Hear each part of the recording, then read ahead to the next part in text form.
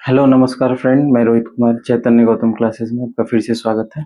आइए, आज का हमारा टॉपिक है सौर मंडल, सोलर सिस्टम। ठीक है। सौर मंडल को हम लोग दो पार्ट में पढ़ेंगे। ये पहला पार्ट है हम लोग का, इसको लिख लेंगे ऊपर, पार्ट 1। ठीक है। अभी हमने ये आकृति ड्रॉ रखी है पहले से, इसलिए कि थोड़ा समय कम लगे, इसलिए मैंने पहले से ड्रॉ रखा है। ठीक है। देखिए यहाँ पे ये हमारा सन है, और जैसे ऑर्डर वाइज हमारे ग्रह सन का चक्कर लगाते हैं, उसे ऑर्डर वाइज में हमने इसको ड्रॉ किया है। हमारा सन है, सन के सबसे नजदीक बुध, शुक्र, पृथ्वी, मंगल, बृहस्पति, शनि, अरुण, वरुण। इसमें एक और चीज आप लोग देख रहे होंगे ये ऊपर में, कि ये जो डायरेक्शन है ये दिखाया गया है। डायरेक्शन इसलिए दिखाया गया है कि ये जो डायरेक्शन देख रहे हैं ये ऊपर की तरफ ऐसे, यानी कि 1 2 3 4 5 6 6 ग्रह ऐसे हैं जो एंटी क्लॉकवाइज डायरेक्शन करते हैं। ठीक है। और 2 ग्रह ऐसे हैं जो क्लॉकवाइज डायरेक्शन करते हैं, जैसे कि एक सूर्य हो गया, एक अपना अरुण हो गया। ये दो ही ग्रह ऐसे हैं जो ऐसे घड़ी के सुई जैसे चलती है वैसे ये रोटेशन करते हैं। और बाद बाकी जो जितने 6 ग्रह हैं, इन दोनों को छोड़ के बाद बाकी जितने ग्रह हैं वो घड़ी के उल्टा दिशा में, घड़ी जैसे घूमती है उसके उल्टे दिशा में ये इनका वो है, परिक्रमा है। ये सभी ग्रह जो हैं किसका परिक्रमा कर रहे हैं? सन का परिक्रमा कर रहे हैं। ये जो आप पाथ देख रहे हैं ऐसे ऐसे ये कंप्लीट करेगा इसको, सन को। बुध, वैसे ही शुक्र, वैसे ही पृथ्वी, वैसे ही मंगल, वैसे ही बृहस्पति, शनि, अरुण, वरुण। ठीक है। तो ये चीज आप लोगों ने देख लिया। इसमें एक और क्या है आगे समझने वाली बात, की हमारी जो ये मंगल और बृहस्पति जो जहाँ पे है ये दोनों, इन दोनों के बीच में एक लेयर पाई जाती है ऐसे।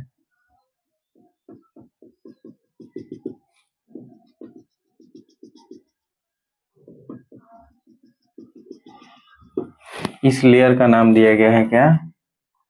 इस लेयर का नाम है क्षुद्र ग्रह।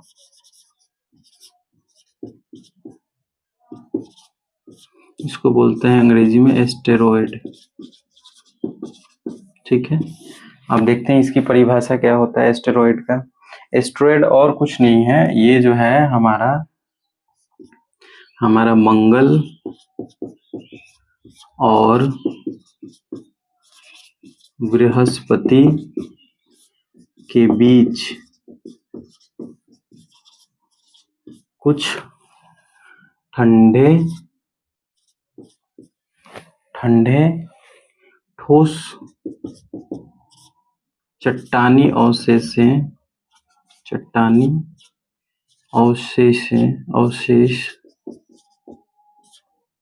चट्टानी एवं ठंडी भी यहाँ पे लिख लेंगे। ठंडे, अच्छा ठंडा तो हम लोग लिख चुके हैं। मंगल और बृहस्पति के बीच कुछ ठंडे ठोस चट्टानी अवशेष पाए जाते हैं,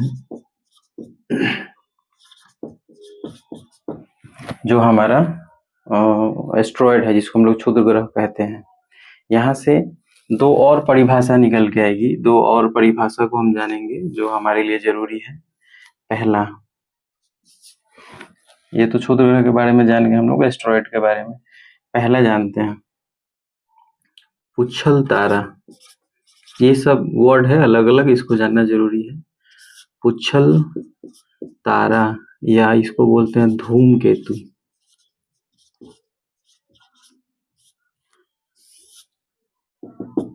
ठीक है। पुच्छल तारा या धूमकेतु एक ही बात है, दोनों को अलग अलग नामों से जाने जाते हैं, दोनों एक ही चीज है। इसको हम लोग बोलते हैं पुच्छल तारा, धूमकेतु, है ना, कॉमेट्स।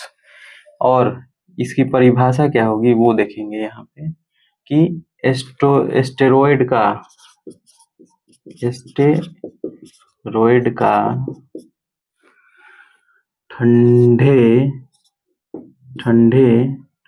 ठंडे बड़े ठोस आकार का कण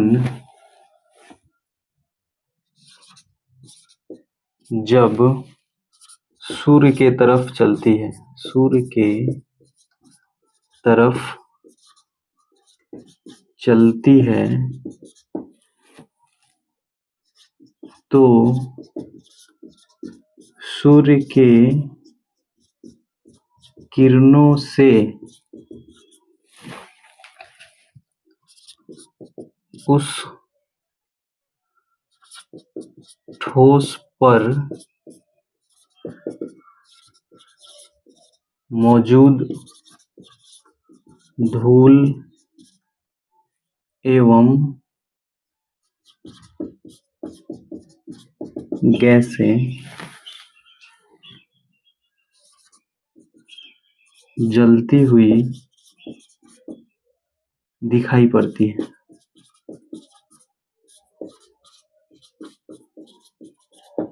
ठीक है, हमने कहा कि एस्टेरॉयड के ठंडे बड़े ठोस आकार के कण, यानी कि ये एस्टेरॉयड के जो ठंडे, ये जो सभी जो ये ठोस हैं, ये सभी जो धूमकेतु के जो कण है वो सभी ठंडे ही होते हैं। यहाँ ठंडा होता है क्योंकि यहाँ पे प्रकाश जो है आता है, लेकिन उतना जितना इनके पास आता है उनके पास कम आता है।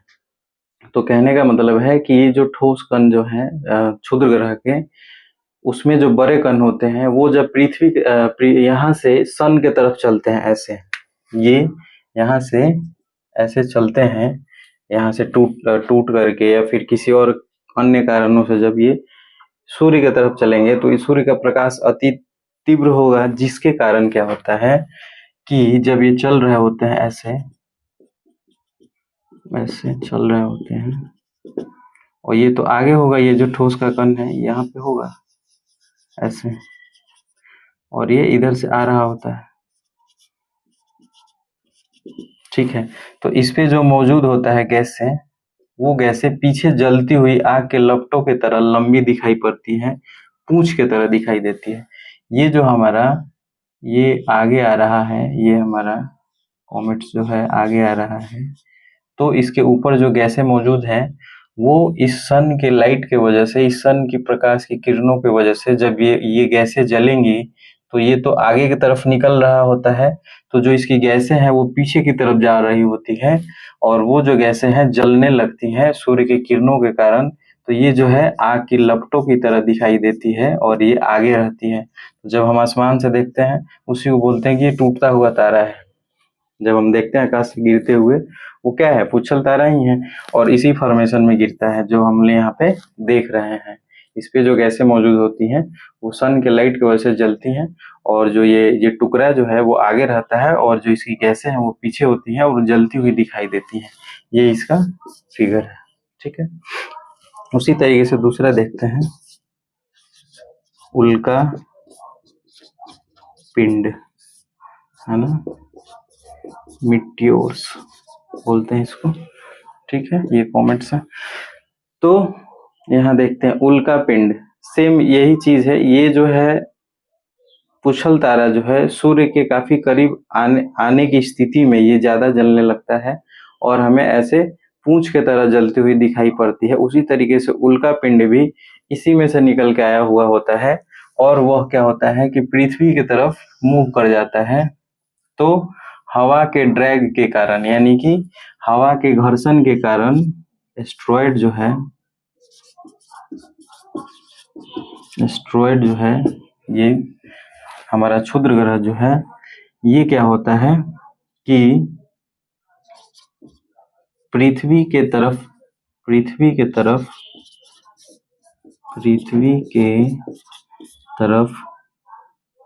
जाने के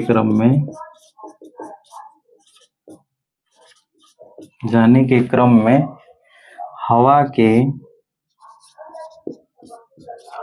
के घर्षण एवं प्रकाश के कारण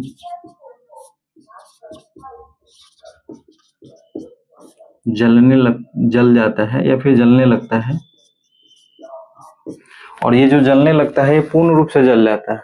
ठीक है, और उसकी जो जलने के बाद जो बची हुई अवशेष होती है, बची हुई अवशेष पृथ्वी पर कहीं कभी-कभी देखने को मिलता है, पृथ्वी पर गिर जाता है, जिसे हम क्या कहते हैं, उल्का पिंड कहते हैं। कभी कभी कहीं जगहों पे आप देखते होंगे न्यूज में, चाहे ऐसे डेली की न्यूज में, कि कोई पत्थर जो है हमारे पृथ्वी के किसी भाग में गिर गया, राजस्थान में गिर गया, केरल में गिर गया कहीं, उस पत्थर को जो है हमारे जो अपने पुरातात्विक वाले हैं, चाहे लैब में जहाँ पे टेस्टिंग की जाती है, वहाँ पे वहाँ के लोग जो है उसको उठा के ले जाते हैं, उसकी जांच करते हैं कि ये किस प्रकार के शुक्र ग्रह है, कहाँ से इसकी क्या गुण है, क्या क्या इसके अवगुण है, उसको वो लोग चेक करते हैं। तो वो क्या हुआ रहता है कि वो पूर्ण रूप से जला होता है और उसकी जो बची हुई भाग है वही हमें पृथ्वी पे देखने को मिलती है। ठीक है, तो ये 3 चीज इंपॉर्टेंट है, इसको समझना होगा, अपना लिखना होगा। आप भी अपने नोटबुक में लिखेंगे। यहाँ पे देखेंगे और एक चीज, ये सभी ग्रह हैं। ठीक है, इसको थोड़ा सा मिटाते हैं। ये क्या है? सभी ग्रह हैं। अब देखिए,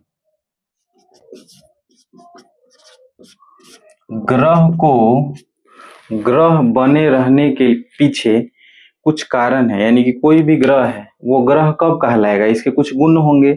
वो कौन कौन से गुण हैं उसको देखेंगे। पहला गुण, ग्रह बने रहने में कौन कौन से गुण इनके पास होने चाहिए, वही गुण मिला करके ग्रह का परिभाषा भी बन जाएगा। ठीक है, पहला, सूर्य की परिक्रमा करना। अगर कोई ग्रह है तो सूर्य का परिक्रमा करेगा ही करेगा, नहीं करेगा तो ग्रह की श्रेणी में नहीं आएगा। दूसरा, उसके पास पर्याप्त गुरुत्वाकर्षण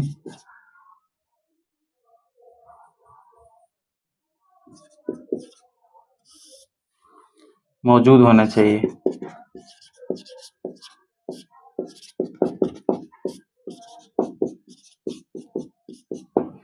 ठीक है। तीसरी बात, उसके कक्षा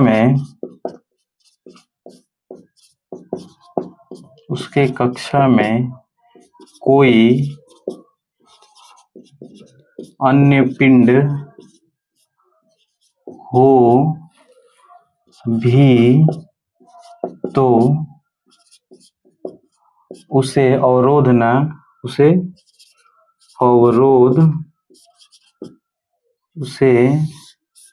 अवरोध प्रकट ना करे। चौथी, किसी अन्य ग्रह के कक्षा में प्रवेश ना करे। ये 4 ग्रह के गुण हैं। ठीक से यहाँ से देख लेते हैं, इसको ऐसे कर लेते हैं। ठीक है, देखिए, ग्रह होने के लिए 4 गुण बहुत अनिवार्य है। वो सूर्य के परिक्रमा उसको करना चाहिए, मतलब कर रहा होता हो, करना उसको करेगा ही अगर ग्रह बनना है तो। यानी कि ग्रह होने के लिए सूर्य की परिक्रमा करना आवश्यक है। उसके पास पर्याप्त गुरुत्वाकर्षण बल हो, तभी तो वो हमारे सोलर सिस्टम में फंसा रहेगा। अगर वो उसके पास गुरुत्वाकर्षण नहीं होगा तो वो ब्रह्मांड में कहीं फेंका जाएगा, उसका कोई पता नहीं चलेगा। तीसरा, उसके कक्षा में कोई अन्य पिंड हो भी तो अवरोध प्रकट ना करे। कहने का मतलब, इसके कक्षा में कोई और पिंड है, यानी कि ये जो है किसी का कक्षा ओवरलैप कर रहा है, तो वो उस हिसाब से अपने कक्षा को पूर्ण करे, ताकि वो दूसरे को क्रॉस ना करे या फिर दूसरे से टकराए नहीं। चौथी बात, किसी अन्य ग्रह के कक्षा में प्रवेश ना करे। कहने का मतलब, ये जो पृथ्वी है ये घूमते घूमते ऐसा ना हो कि फिर शुक्र के कक्षा में ऐसे चला जाए। ऐसे, चाहे मंगल जो है ये घूमते घूमते वापस क्या हो कि कभी किसी और स्थिति में कहीं पृथ्वी के कक्षा में ना चला है। तो इन सब चीजों को ध्यान देना पड़ेगा, तभी जाकर के वो ग्रह की श्रेणी में आएगा। यानी कि ग्रह होने के लिए ये 4 चीजें बहुत अनिवार्य है। ठीक है, इसका आप स्क्रीनशॉट ले सकते हैं। ठीक,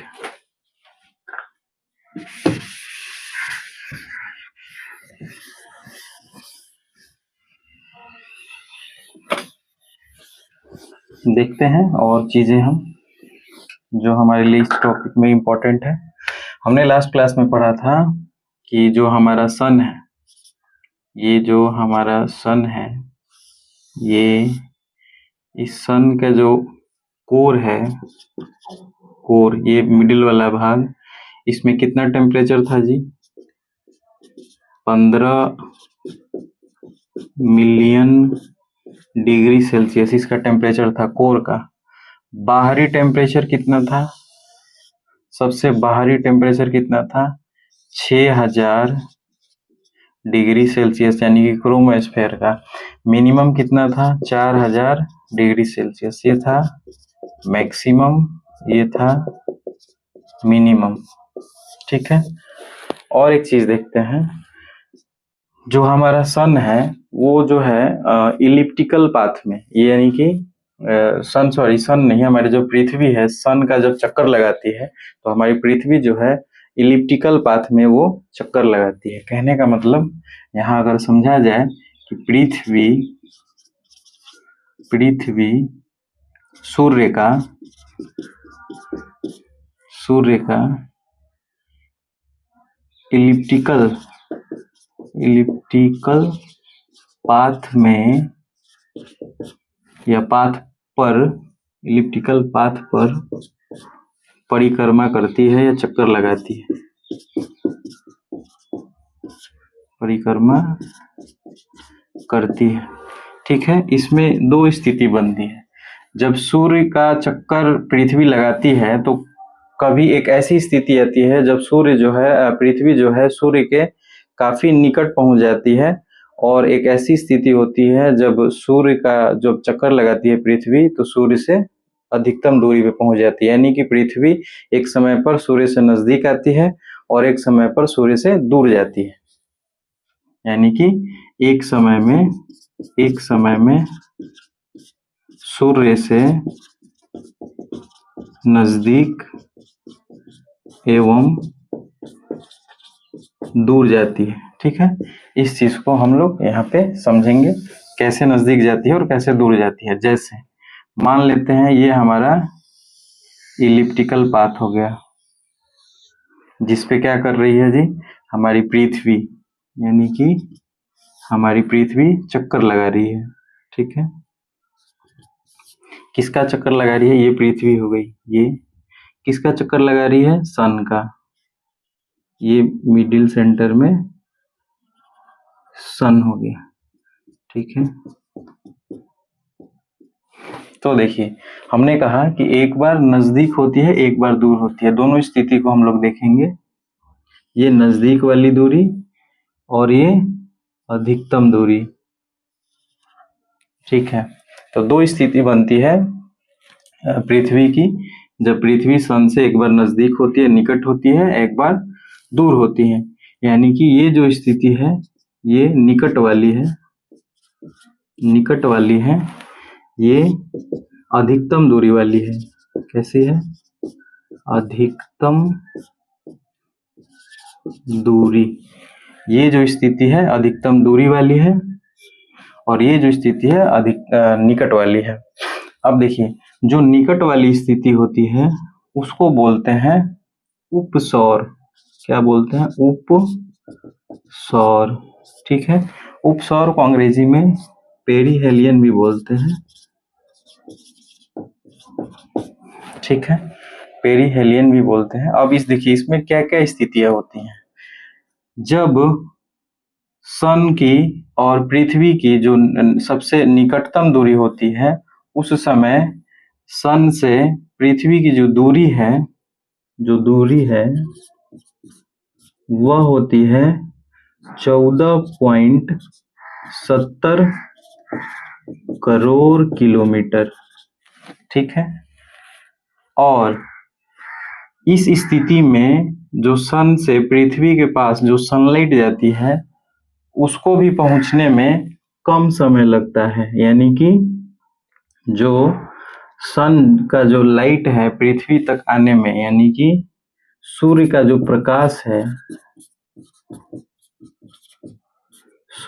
प्रकाश है वह 8 मिनट 16 सेकंड का समय लगता है। ठीक है, उसी तरीके से अधिकतम जो दूरी है, सूर्य से पृथ्वी की जो अधिकतम दूरी है, उसका नाम दिया गया है अपसौर। अपसौर, इसको बोलते हैं एपीहेलियन।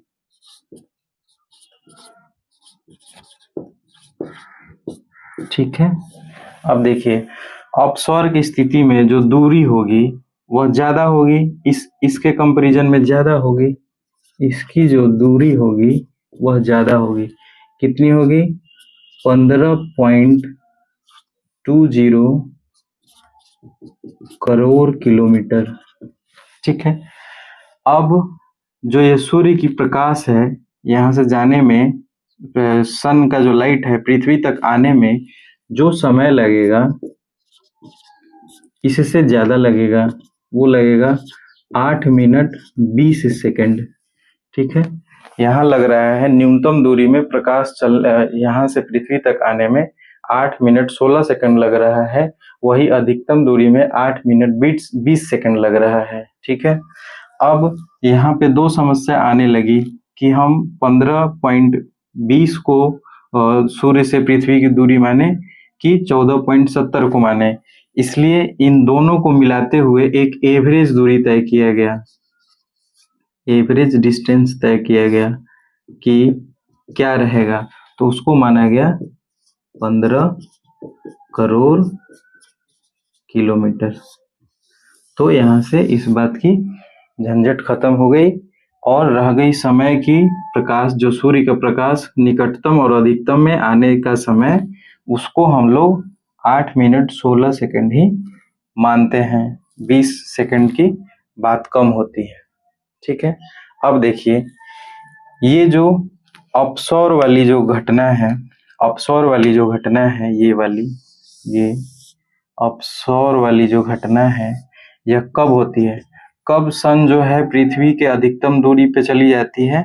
वह जाती है 4 जुलाई को। ठीक है, 4 जुलाई को। ठीक है, और इधर कब जाती है?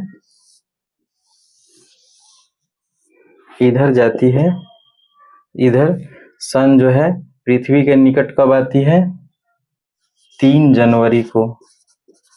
ठीक है, 3 जनवरी का जो समय है, उस समय में पृथ्वी का और सन की जो दूरी है वो निकटतम होती है, और 4 जून को, अच्छा सॉरी, को ये जो सूर्य से पृथ्वी की जो दूरी है वह अधिकतम होती है। ठीक है, इस चीज को हम लोगों ने अलग अलग देखा कि ऐसी ऐसी स्थितियां होती हैं। अब इसमें हम एक और चीज देखते हैं, इसका आप स्क्रीनशॉट ले सकते हैं। ठीक है, अब यहाँ पे एक और बात समझने वाली है जो काफी इम्पोर्टेंट है। जैसे कि हम लोग कई बार बात करते आ रहे हैं कि जो हमारा दूरी है कैसे हम मापते हैं। जैसे अंतरिक्ष में जो दूरी मापने की इकाई होती है वो मूलतः 3 इकाई है, जिसपे हमारे अंतरिक्ष वैज्ञानिक, एस्ट्रोनॉमिकल जो हमारे साइंटिस्ट हैं वो उस पे काम करते हैं। जैसे पहला, जैसे हम लोग पृथ्वी पे दूरी मापने की इकाई क्या रखते हैं? पृथ्वी पे क्या होता है? माइल होता है ना, माइल या नॉटिकल माइल होता है ना, नॉटिकल माइल होता है आपका 1.8 प्रकाश मिनट। ठीक है, तो ये पृथ्वी पर दूरी मापने की इकाई हो गई क्या? माइल और नॉटिकल माइल। उसी तरीके से अंतरिक्ष में दूरी मापने की इकाई है जिसको हम लोग खगोलीय इकाई बोलते हैं, अंग्रेजी में एस्ट्रोनॉमिकल यूनिट, शॉर्टकट में इसको बोलते हैं एयू। ठीक है, तो 1 एयू बराबर कितना? 1 एयू बराबर कितना होता है जी? 1 एयू बराबर होता है 8 प्रकाश मिनट। कितना हो गया? 1 एयू ये क्या हो गया, ये जो दूरी मापते हैं ये अंतरिक्ष की दूरी है। किसकी है? अंतरिक्ष दूरी मापने के लिए खगोल इकाई की उपयोग की जाती है, यानी कि एस्ट्रोनॉमिकल यूनिट की की जाती है। 1 AU बराबर होता है 8 प्रकाश मिनट, यानी कि आप समझ रहे हैं कि जो प्रकाश की चाल है,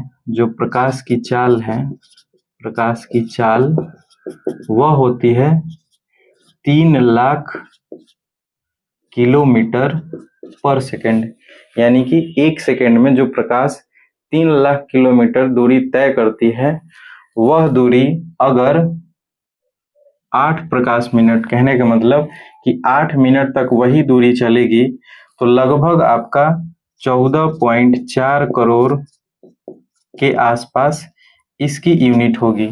कैसे होगी आप उसको सॉल्व कर सकते हैं। 1 सेकंड में अगर 3 लाख किलोमीटर चल रही है तो 1 मिनट में 60 मिनट होती है, 60 सेकंड होती है, सॉरी 1 मिनट में 60 सेकंड होती है। तो आप 1 मिनट का निकाल सकते हैं इसके साथ। जब 1 मिनट की आ जाएगी तो आप यहाँ से 8 मिनट की निकाल ही सकते हैं। ठीक है, तो आप सोच के देखिए कि यह जो हमारी AU है 1 AU, वह कितनी बड़ी यूनिट है। ठीक है, 8 प्रकाश मिनट यानी कि 1 AU, यानी कि एक एस्ट्रोनॉमिकल यूनिट बराबर 8 प्रकाश मिनट होती है। ये बहुत बड़ी दूरी है।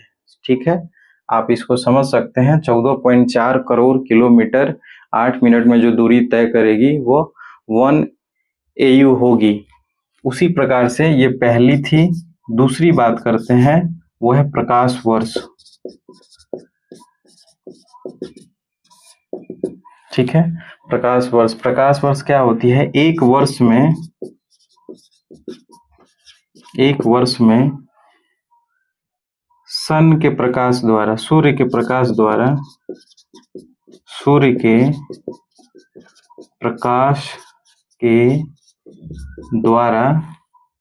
ठीक है, सूर्य के प्रकाश के द्वारा चली गई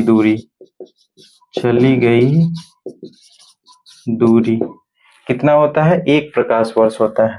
ठीक है, 1 प्रकाश वर्ष। अगर इसको हम डिजिट में लिखें 1 प्रकाश वर्ष को, 1 लाइट ईयर को, तो लिखेंगे 9.46 इंटू 10⁵ मीटर। ये हमारी क्या हो गई? प्रकाश वर्ष की इकाई हो गई, यानी कि 1 प्रकाश वर्ष में इतनी दूरी होगी। तीसरी होती है सबसे बड़ी, पारसेक। क्या होती है? पारसेक, यानी कि 3.26 प्रकाश वर्ष,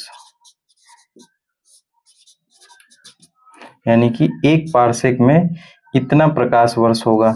ये जो देख रहे हैं आप नीचे में, ये 3 नंबर, ये सबसे बड़ी दूरी मापन की इकाई है पारसेक, ये सबसे बड़ी है। उसके बाद प्रकाश वर्ष, फिर आपका सबसे छोटी जो है ये 1 AU आ गई। यानी कि ये 3 जो यूनिट है ये बहुत इंपॉर्टेंट है, याद रखने के लिए। ये पूछ ली जाती है कभी कभी।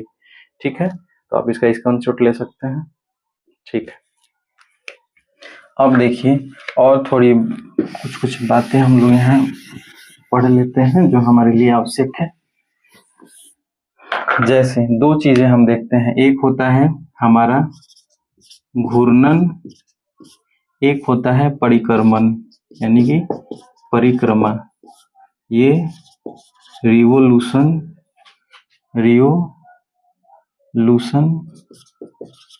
ठीक है, और एक होता है आपका ये रोटेशन। दोनों अलग अलग चीजें हैं, इसको समझना है। कोई वस्तु अगर अपने ही एक्सिस पे वो घूम जाती है, जैसे मैं यहाँ खड़ा हूँ, यहाँ से एक चक्कर ऐसे घूम करके वापस आपके सामने अगर ऐसे खड़ा हो जाता हूँ, तो ये क्या हो गई? ये रोटेशन हो गई। मैं कहीं गया नहीं, अपने ही केंद्र बिंदु पे एक बार घूम गया ऐसे गोल, उसको बोलते हैं घूर्णन। जैसे कोई भी, जैसे हमारी पृथ्वी है, मान लेते हैं ये पृथ्वी है, ये नॉर्थ साउथ उसका पोल है, तो ये इसका एक्सिस है। इसी एक्सिस के अकॉर्डिंग अगर पृथ्वी ऐसे गोल घूम रही है, कहीं जा नहीं रही है, सिर्फ अपने घूमने की बात कर रहा हूं मैं इसकी, तो इसको बोलते हैं घूर्णन, मतलब यहीं पे घूम जाना। वही जस्ट इसका अपोजिट हो जाता है परिक्रमा, यानी कि किसी अन्य बिंदु के अकॉर्डिंग घूम जाना। कहने का मतलब कि सन के अकॉर्डिंग जो है ये पृथ्वी जो है हमारी रोटेशन परिक्रमण करती है, इसका चक्कर लगाती है, ये इसका परिक्रमा हो गया। यानी कि किसी के अकॉर्डिंग घूमना, यानी कि आप बीच में कोई वस्तु रख करके और दौड़ करके एक सर्किल पूरा कर देंगे ऐसे, तो परिक्रमा हो गया। और आप जहाँ पे बिंदु बना है वहीं पे खड़े खड़े घूम जाना ऐसे, वो रोटेशन हो गया। ठीक है, तो दोनों में अंतर है। दो चीजें यहाँ पे और देखेंगे जो हमारे लिए इम्पोर्टेंट है। और इसमें क्या था कि यहाँ जो आप देख रहे हैं छोटी मोटी और बातें हैं, ये जो 4 ग्रह हैं, 1 बुध, 2, 3 और ये 4, ये जो 4 ग्रह हैं ऐसे, ये और ये इधर के जो 4 ग्रह हैं ऐसे, ये इसको आंतरिक ग्रह कहते हैं। ये जो 4 ग्रह हैं वो आंतरिक ग्रह हैं, ठीक है। और यह बाह्य ग्रह है। ये जो 4 अलग हैं वो आंतरिक है, ये जो 4 अलग है वो बाह्य है, बाहरी है। इन दोनों के बीच में ये क्षुद्र ग्रह वाली पट्टी पाई जाती है। ये भी क्या करती है कि ऐसे सूर्य का चक्कर लगाती है। जैसे अन्य ग्रह सूर्य का चक्कर लगाते हैं वैसे ये भी चक्कर लगाते हैं, ठीक है। हमारे पृथ्वी से हम अपने इस शनि तक ही देख पाते हैं, वो भी अपने आँख से नहीं, विशेष उपकरण से, जैसे दूरबीन वगैरह से हम लोग देखते हैं। तो अगर हम अपने पृथ्वी से देखेंगे इस डायरेक्शन में तो हमें शनि तक ही दिखाई पड़ता है, ये दो नहीं दिखाई पड़ता है, ठीक है। विशेष उपकरण से उसको देखा जा सकता है। तो ये छोटी मोटी बातें हो गई। ये आंतरिक ग्रह हो गया, वो बाह्य ग्रह हो गए। अब इनका 2 का रोटेशन अलग है, ये 2 नंबर का और ये आपका ये 7वें नंबर का। इन दोनों का रोटेशन जो है वह अलग है और सभी से, ठीक है। तो ये सारी चीजें हैं। नेक्स्ट क्लास जो होगा पार्ट 2 हमारा, पार्ट 2, उसमें एक एक ग्रह का हम चर्चा करेंगे ऐसे, और लास्ट वरुण तक वो उसको उसमें हम खत्म करेंगे, ठीक है। अगर मेरा क्लास लगा तो इसको प्यार दीजिएगा, लाइक कीजिएगा, शेयर कमेंट कीजिएगा। Thank you.